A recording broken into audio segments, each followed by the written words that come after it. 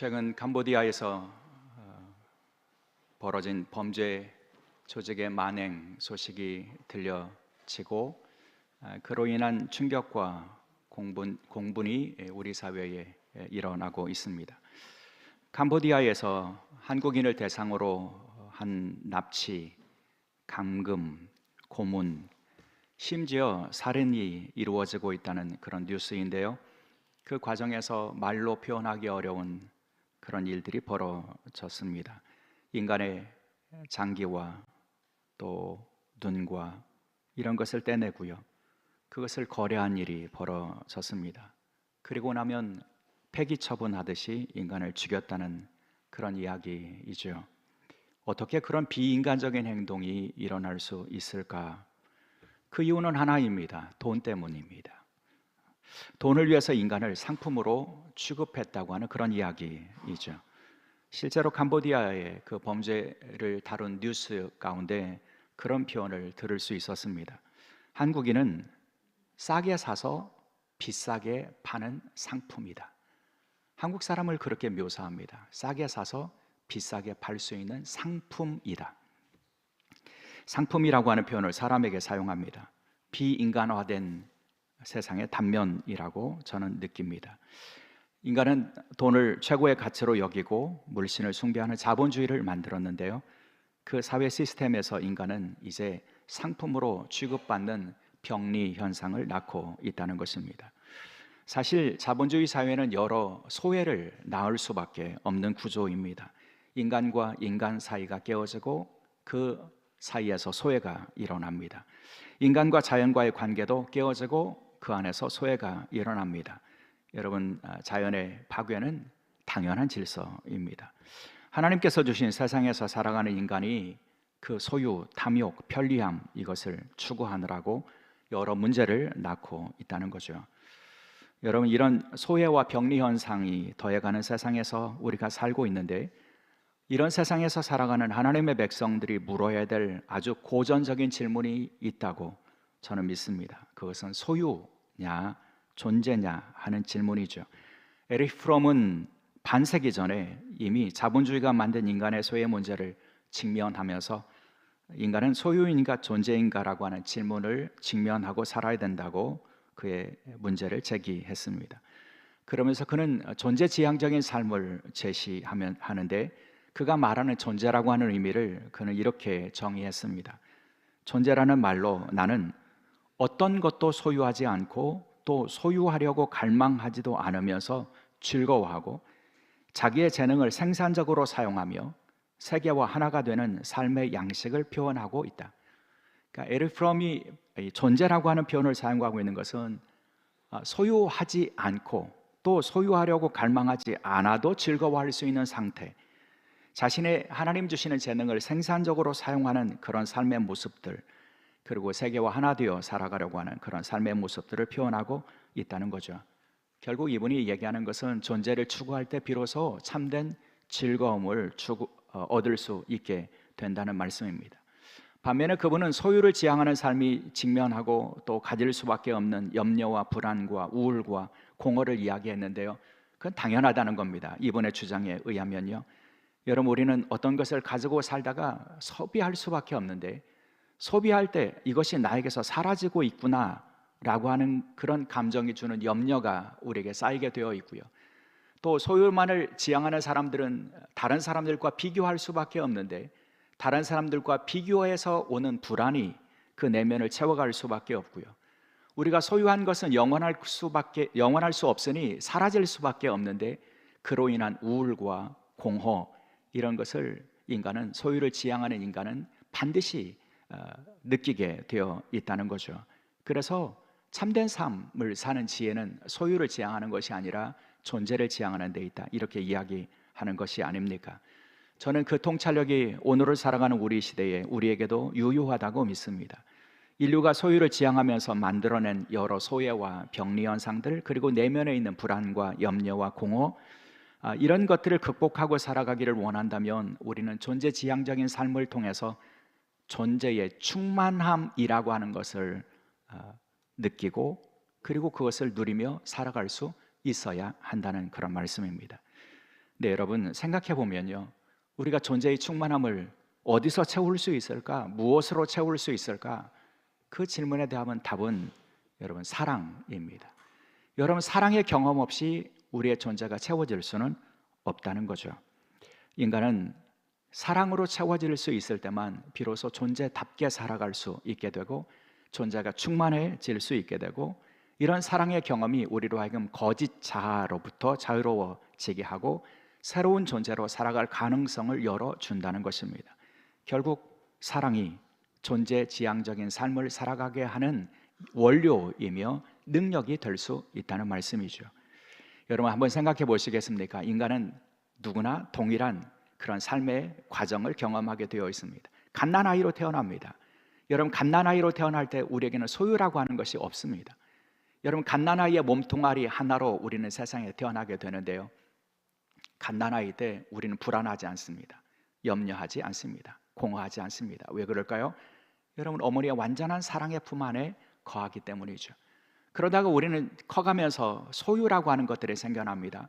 이거 장난감 내 거야, 이런 소유가 생기고요, 또 내 신발, 내 옷, 그렇게 어떤 소유들이 생겨납니다. 그리고 자라나기 시작하면 소유지향적인 사람들이 가장 중요하다고 여기는 그런 가치들, 명예가 될 수도 있고 지위가 될 수도 있고 성공이 될 수도 있고 돈이 될 수도 있고 이런 것들을 얻어가게 되는데요, 근데 여러분 잘 생각해 보면 우리 인생에서 가장 행복했다고, 가장 나다운 그런 삶을, 불안하지 않는 삶을, 염려 없는 삶을 살았다고 느끼는 순간은 많은 것들을 내가 누리고 얻고 소유하고 쌓아갔을 때가 결코 아니라는 겁니다.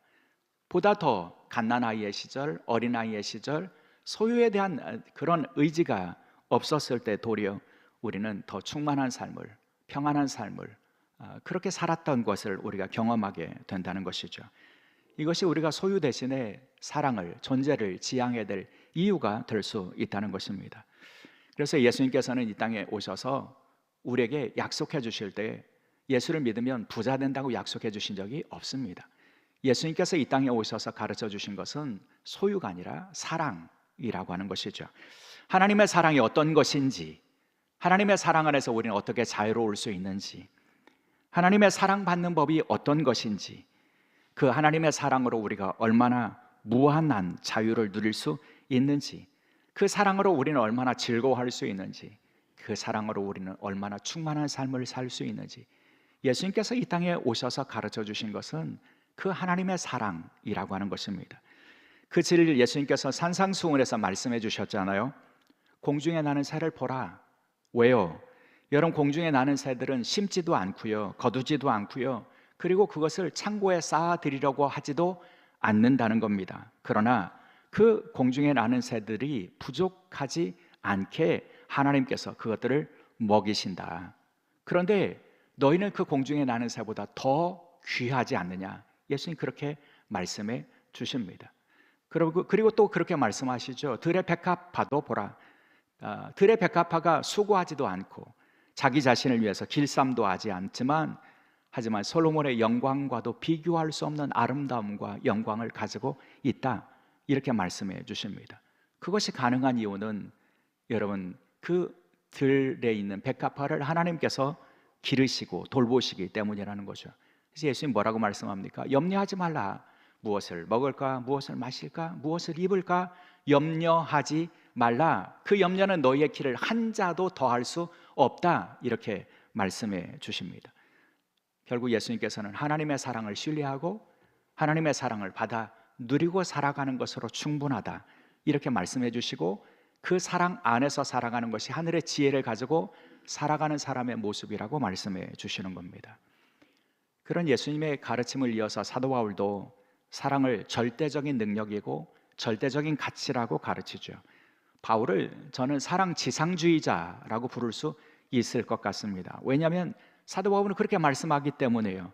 그런즉 믿음과 소망, 사랑, 이 세 가지는 항상 있을 것인데 그 중에 제일은 사랑이니라. 여러분 가장 제일 되는 가치가 사랑이라고 말합니다. 여러분 동의하십니까?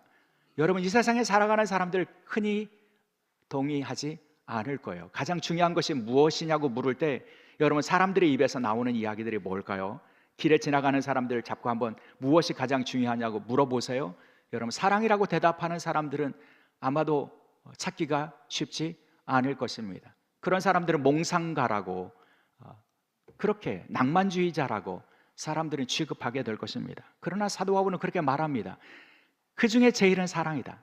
사랑이 없으면 아무것도 아니다. 여러분, 사도 바울은 교회의 본질, 하나님의 백성들에게 가장 소중한 것, 그것은 사랑이라고 말합니다. 아무리 큰 능력이 있고, 아무리 큰 은사가 있고, 아무리 부유하고, 아무리 지혜가 있고, 그래도 사랑이 없으면 아무것도 아니다, 이렇게 말하지 않습니까? 사랑이 최고라, 이렇게 말씀해 주십니다. 주님의 십자가 위에 세워진 교회이기 때문입니다. 주님의 십자가 사랑 위에 세워진 교회이기 때문에, 그 교회를 이루고 살아가는 우리이기 때문에 세상의 사람들과는 가치가 달라야 된다는 거죠. 우리가 교회다움을, 하나님의 백성다움을 지킬 수 있는 방식은 사랑이라고 말씀합니다. 헨리 나웨는요, 영성수업이라고 하는 그분의 책에서 이런 이야기를 했어요. 내가 하는 일이 나라든지, 남들이 나에 대해서 하는 말이 곧 나라든지, 내가 가진 것이 곧 나라는 식으로 자신을 정의하려면 우리는 얼마나 많은 에너지를 쏟고 있는 것일까? 그렇게 되면 삶은 기복의 연속일 뿐이다. 사람들이 나에 대해서 좋게 말하고 내가 좋은 일을 하며 내게 많은 것이 있으면 나는 아주 흥분하여 기분이 상승된다. 그러나 상실이 시작되면 사람들이 나를 비방하는 것을 알게 되고 친구를 잃으면 나는 구멍에 빠져들게 된다. 여러분, 사람들이 말하는 내가 아니라는 거예요. 그것을 가치를 거기에 두고 살면 안 된다는 겁니다. 내가 가지고 있는 것이 내가 아니라는 거예요. 내가 거둔 성공이 내가 되면 안 된다는 거예요. 왜냐하면 그렇게 되면 우리는 어느 순간에는 내가 뭔가 된 것처럼 우쭐해지고 기분이 상승하지만, 그것이 사라지고 나면 우리는 구멍에 빠져드는 것처럼 허무에 빠져들게 되기 때문이라는 거죠. 여러분, 그래서 그 토마스 머튼이라고 하는 유명한 영성가는 이렇게 말하는 거예요. 나는 누구인가? 라는 질문에 나는 그리스도께 사랑받는 자라고 대답한다. 여러분, 내가 누구인가라고 하는 대답에 내가 가지고 있는 소유를 이야기하고, 내가 누구인가라고 하는 질문에 내가 이룬 성공을, 명함을 이야기하고, 내가 누구인가라고 하는 질문에 내가 누리고 소유하고 있는 것을 자랑하는 삶을 어리석은 것이라고 한다면, 그러면 우리는 나는 누구라고 말해야 되는가? 나는 누구인가라고 하는 질문을 받고 우리가 가져야 하는 답은 무엇인가? 토마스 머튼이 이렇게 말합니다. 나는 그리스도께 사랑받는 자이다. 여러분, 그리스도께 사랑을 받고 살아간다는 것이 우리에게는 가장 중요한 가치가 되어야 한다는 것이죠. 그래서 사랑받는 것을 가장 소중히 여길 수 있는 사람, 그리스도인의 모습이 그래야 한다는 것입니다. 때문에 여러분, 수많은 영성가들이 우리가 영적으로 깊어지는가, 영적으로 자라나는가 라고 하는 것에 그 가치를 한결같이 어디에 두냐면 사랑 안에 있는가 라고 하는 것으로 대답하고 있다는 겁니다. 여러분, 우리가 영적으로 깊어졌는가는요, 우리가 얼마나 예수 그리스도의 십자가의 사랑에 사로잡혀 살아가는가에 있고요, 그 사람이 영적으로 얼마나 더 성숙했는가는 그 사람이 그리스도 예수의 사랑 안에서 그 사랑의 열매를 맺고 있는가에서 찾을 수 있어야 한다는 것이죠. 여러분, 그 사랑의 경험이 우리에게 중요한 이유는 사랑을 통해서만 우리는 존재의 충만함을 누릴 수 있게 되기 때문이죠. 물론 그렇게 반론하실 수 있어요. 목사님, 소유도 우리에게 기쁨이 되죠. 여러분, 제가 인정하죠. 동의하죠. 여러분, 우리가 어떤 소유를 얻었을 때 잠깐 기쁘죠. 여러분, 새 옷을 샀을 때 기쁘고요, 좋은 자동차 샀을 때 기쁘고요, 좋은 집 얻었을 때 기쁘죠. 여러분, 소유가 주는 기쁨이 있죠. 그러나 여러분, 그것으로 충만할 수 있을까를 묻는다면 여러분, 동의하기가 어렵습니다. 그 기쁨으로 내가 무엇과 비교할 수 없는, 이제 빈틈이 없는 가득 찬 충만함을 누릴 수 있을까? 그렇지 않다는 것입니다. 그래서 우리는 그 존재의 충만함을 사랑해서 찾을 수 있어야 한다는 거죠. 사도 바울이 고린도 교회를 향해서 그 사랑을 절대화시키고 강조하는 이유는 고린도 교회가 가지고 있는 것이 부족했기 때문이 아닙니다. 여러분, 고린도 교회는 유형과 무형의 수많은 자산들을 가지고 있는 그런 공동체였습니다. 그들이 서 있었던 고린도라고 하는 도시는 어떤 도시입니까? 그 당시에 70만의 대도시였고, 당시 세계에서, 로마가 통치하고 있는 세계에서 두 번째로 큰 도시였습니다. 동서양을 잇는 항구 도시였고요. 때문에 무역이 이루어졌고 물질적으로 대단히 풍부한 곳이었습니다. 문화적으로도 매우 뛰어난 그런 도시였습니다. 그래서 로마의 총독이 아테네 대신에 고린도에 거주하고 있었을 만큼 실질적으로 헬라 문화, 헬라 지역의 중심지 역할을 하고 있었던 그 부유한 그런 도시였습니다. 그 속에서 그들은 영적으로도 풍부한 것들을 가지고 있었습니다. 그들이 여러분 은사가 풍부했지 않습니까? 그들에게 영적인 스승들도 많이 있지 않았습니까? 뛰어난 신앙의 유산도 물려받았고요. 그리고 그들이 그러면서 영적인 그런 부유함도 가지고 있었던 그런 공동체였습니다. 그러나 여러분 그들은 눈에 보이는 것도 많았고 보이지 않는 것도 많이 있었지만 하지만 고린도 교회가 충만했나? 그렇지 않습니다. 도리어 수많은 문제를 가지고 있었습니다. 그들에게 있었던 것은 갈등과 분열이었습니다. 다툼이었습니다. 그들은 채워지지 않는 내면을 음행을 통해서 육체의 욕망을 채워가는 것으로 채워보려고 노력했지만 그렇게 되지 않았습니다. 그들은 지혜를 자랑했지만 그 지혜가 서로 충돌했습니다. 소송했습니다. 논쟁했습니다. 여러분 그들은 교만하고 갈등이 많이 있었습니다. 고린도 교회가 그렇게 수많은 문제를 가지고 있었던 이유가 뭘까? 사도 바울이 진단한 것은 분명합니다. 그들이 예수 그리스도의 십자가 사랑 안에 있지 못하다. 그들이 많은 것을 가지고 있었지만 하지만 수많은 문제를 낳았던 것은 그들에게 예수 그리스도의 십자가 사랑이 없기 때문이다라고 진단합니다. 그래서 그의 서신의 출발점에 고린도 교회를 향한 그의 서신에서 그 출발점에 사도 바울이 강조한 것이 무엇입니까? 십자가의 도입니다. 십자가의 도에 담긴 그리스도 예수의 사랑입니다. 이렇게 말합니다. 십자가의 도가 멸망하는 자에게는 미련한 것이요 구원을 받는 우리에게는 하나님의 능력이라. 여러분 십자가의 도, 십자가의 복음, 십자가의 복음이 담고 있는 예수 그리스도의 십자가의 사랑, 그것이 하나님의 능력이라고 강조합니다. 그리고 여러분 그 십자가에 드러난 그리스도의 사랑, 하나님의 사랑, 그것이 오늘 본문인 고린도전서 13장과 연결되고 있다고 우리는 그렇게 읽어야 합니다. 그래서 이렇게 말하는 거예요. 너희가 방언하지, 너희가 천사의 말을 한다고 말하지, 그러나 사랑이 없으면, 예수 그리스도의 십자가 그 사랑이 없으면 너희는 울리는 구리나 혹은 꽹과리와 같을 뿐이라고. 너희가 예언하는 능력이 있다고 자랑하지, 너희가 무슨 비밀을 알고 모든 지식을 알고 있는 것처럼 교만하지, 또 산을 옮길 만한 믿음이 있다고 자랑하는 사람도 있지, 그러나 사랑이 없으면 너희는 아무것도 아니라고요. 너희 속에 경건이 있다고 자랑하고 나눔과 자신을 내어주는 구제가 있다고 자랑하는 사람이 있지, 그러나 사랑이 없으면 이건 역시도 아무것도 아니라고 말씀합니다. 고린도 교회가 자랑했던 수많은 것들이 있지만 결국 사랑이 없으면 아무것도 아니라고요. 그래서 사도 바울은 사랑의 능력을 강조하고 있는 겁니다. 사랑의 은사를 강조하고 있는 겁니다. 사랑이 없으면 그 공동체, 사랑이 없으면 그 그리스도인, 여러분 꽹과리와 같은 소리를 내는 사람들이고 아무 유익이 없는 사람들이라고 말하면서 너에게 사랑이 있어야 된다고, 사랑이 너희의 내면을 채울 수 있는 은사가 되고 사랑이 너희를 내면을 풍성하게 할 수 있는 능력이 된다고, 하나님의 지혜이고 하나님의 능력이 된다고 말씀하고 있는 거죠. 사랑하는 여러분, 이것은 오늘 우리 그리스도인들에게도 마찬가지 아니겠습니까? 우리를 진정으로 부유하고 충만하게 만들어주는 능력은 우리가 가진 것이 아닙니다. 우리의 능력도 아닙니다. 오직 그리스도 예수를 통해서 보여주신 하나님의 사랑입니다. 그러므로 우리가 영적으로 풍성하고 우리의 존재가 풍성하기를 원한다면 우리는 그리스도 예수의 십자가에 집중할 수 있어야 합니다. 십자가를 통해서 보여주신 주님의 사랑, 용서하시는 사랑, 받아주시는 사랑에 집중할 수 있어야 합니다. 그리고 그 사랑의 음성에 집중할 수 있어야 합니다. 그런 사람들이 내면이 풍성하게 되고 그들의 존재가 공허가 아닌 충만함에 이를 수 있게 된다는 거죠. 최근 들어서 제가 자주 듣고 또 부르고 음미하는 그런 찬양이 있어요. 충만이라고 하는 그런 찬양인데요. 그 찬양을 제가 좋아하는 이유는 이 찬양의 가사가 제 마음과 맞닿아 있는, 그렇게 느끼는, 그래서 더욱 은혜롭게 느끼는 찬양인데요. 이 충만이라고 하는 이 찬양의 가사가 이렇게 시작이 돼요. 무명이라도 공허하지 않는 것은 예수 안에서 난 만족함이라. 가난하여도 부족하지 않은 것은 예수 안에서 나는 부유함이라. 2절은 이렇게 이어집니다. 내 몸이 약해도 낙심하지 않는 것은 예수 안에서 난 완전함이라.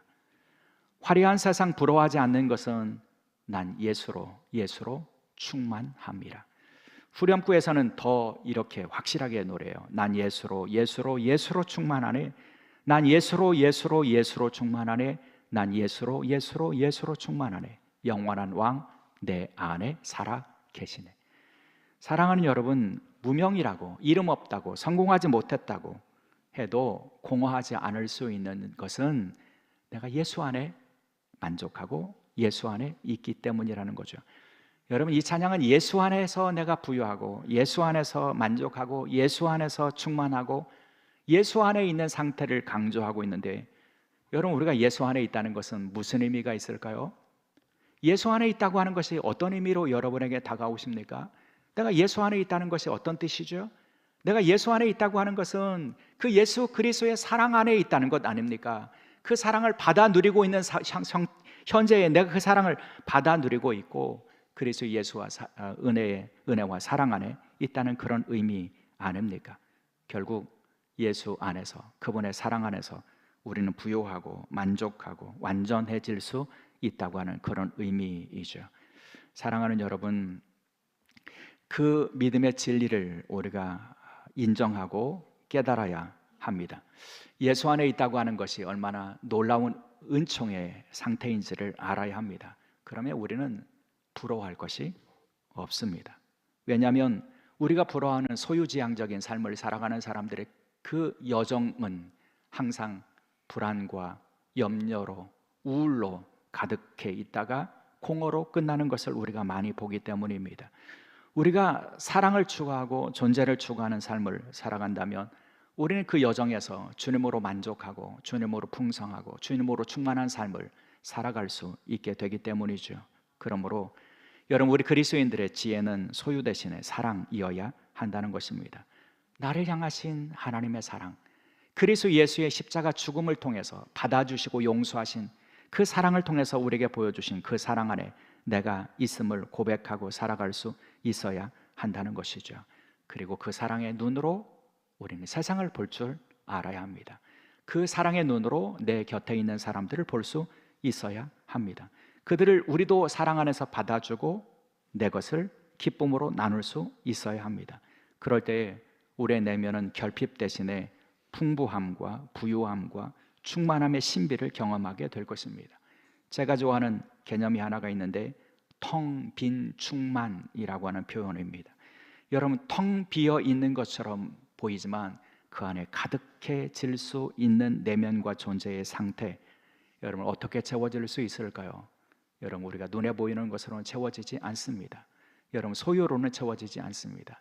예수 그리스도를 통해서 보여주신 하나님의 사랑으로만 채워질 수 있고 그렇게 될 수 있습니다. 그런 사람들이 진정한 자유를 누리고 능력을 경험하고 살아가게 될 것입니다. 이제 그 사랑을 추구하며 살아가는, 그래서 그 여정에서 주님이 주시는 부유함과 만족함과 충만함을 누리고 살아가는 주의 백성들이 될 수 있기를 주의 이름으로 축원합니다. 기도하시겠습니다. 주님, 누군가 노래하고 고백한 것처럼 나는 예수로 충만합니다. 고백하고 살아갈 수 있는 믿음의 종들이 되게 도와주옵소서.